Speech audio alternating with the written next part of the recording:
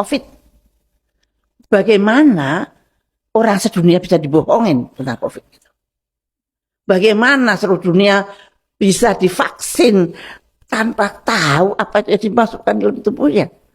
Dan sekarang penelitian-penelitian menunjukkan betapa ngerinya akibat dari booster yang mereka berikan.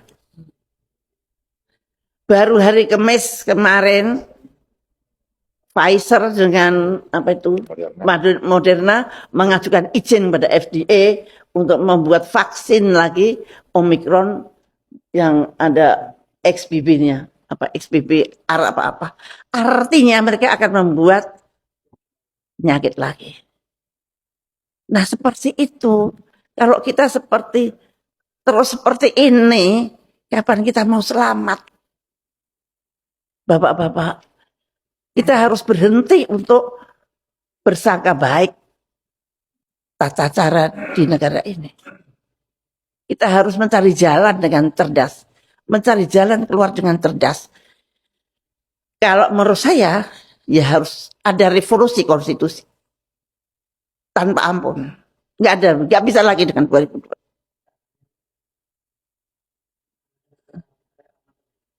Amandemen itu tidak bisa. Kita harus kembali ke UUD 45 18 Agustus.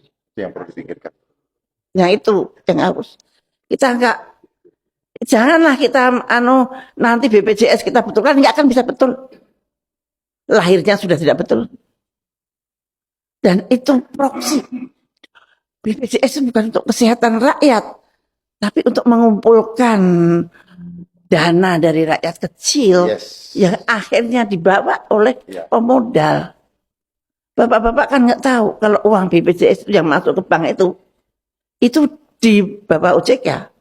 Dan dari Bapak OJK orang-orang tertentu pinjam, apa dikembalikan apa tidak tahu.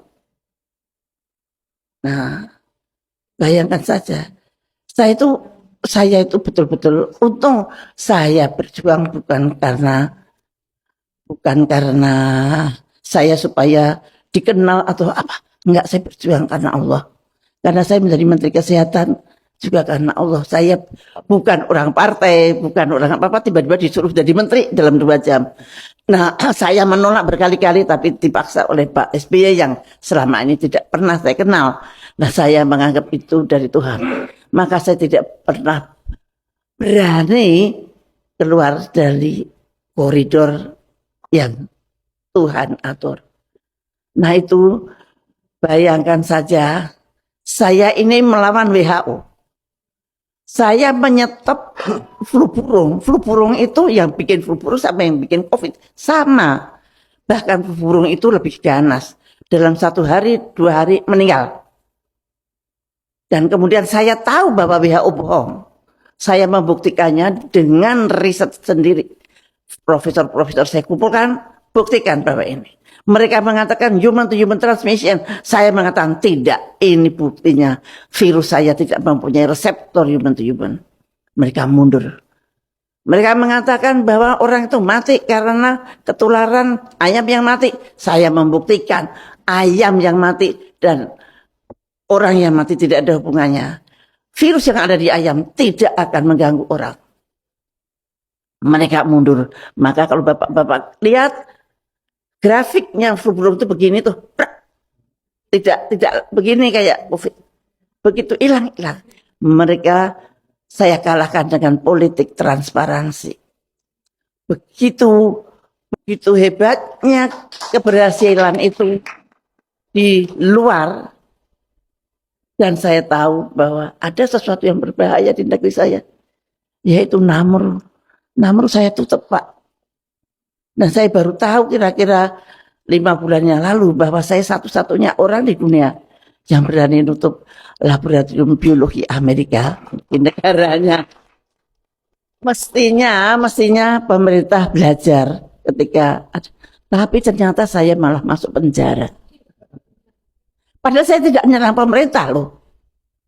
Saya menyerang penjajah. Tapi saya di penjara. Dengan tentu saja dengan caranya, dengan fitnah, dengan apa. Saya di penjara 4 tahun, Pak. Tapi ya nggak apa-apa. Saya berpikir Barangkali tidak ada yang mau mengerjakan pekerjaan itu kalau saya tidak di penjara. Betapa ngerinya kalau Namru itu masih ada dan kemudian ada COVID.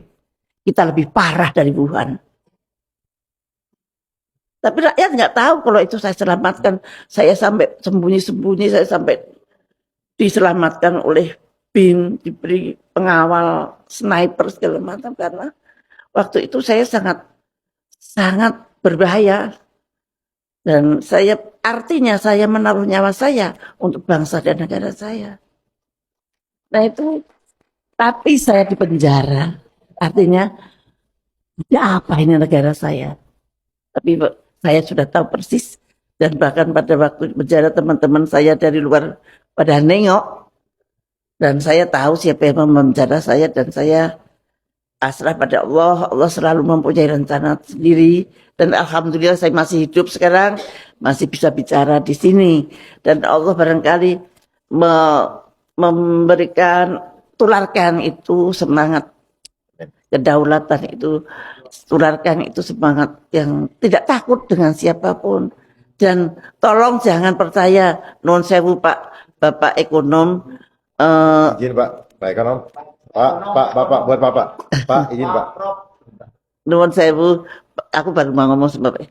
Pak Nun sewu, angka-angka itu saya dari dulu tidak pernah percaya. Angka-angka itu dari BPS, kadang saya kan di sidang kabinet. Misalkan angka itu tidak begitu bagus, presidennya, mbok jangan begitu, tolong diturunin sedikit. Saya selalu berantem itu. Kemudian saya karena membuat Jamkesmas, saya maunya rakyat miskin semua tercover. Waktu itu yang saya cover baru 86 juta. Nah, saya dimarahin sama Menteri Keuangan. Bu Menkes itu senengannya lebih banyak orang miskin. Padahal itu real. Ini saya dapat catatan itu dari ibu-ibu PKK yang tahu ibu PKK itu ngangon 10 orang, mana yang miskin banget, mana yang tidak, dia apal banget. Nah, itu betul-betul angka yang real.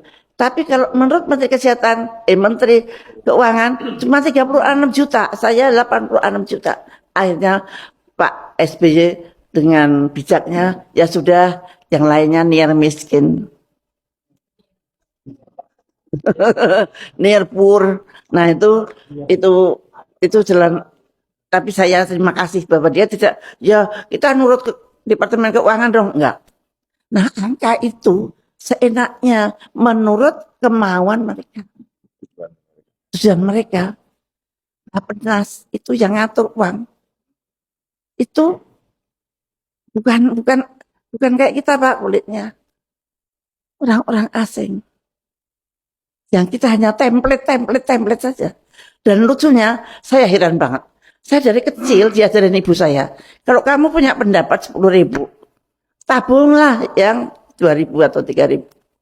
Yang lain kamu pakai, yang ditabung. Ini untuk nanti kalau untuk apa-apa misalkan gitu. Ternyata itu konsep yang sangat dibenci oleh penjajah kita. Duit kok ditabung itu berhenti katanya. Mengganggu pengelolaan keuangan dunia. Nah, yang namanya APBN itu selalu sekarang 1.000, tahun depan harus 1.200, tahun depan lagi harus 1.400. Tidak peduli berapa pendapatan kita. Jadi kita harus utangnya harus nambah terus.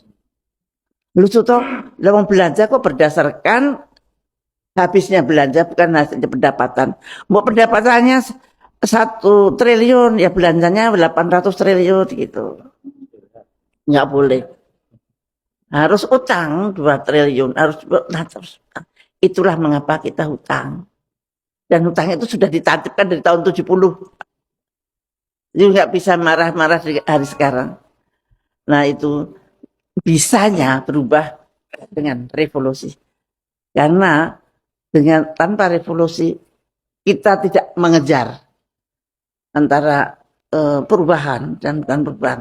Sekarang banyak sekali perubahan. Ada presiden yang ini perubahan apa benar dia tahu apa yang harus dirubah? Dia nggak tahu.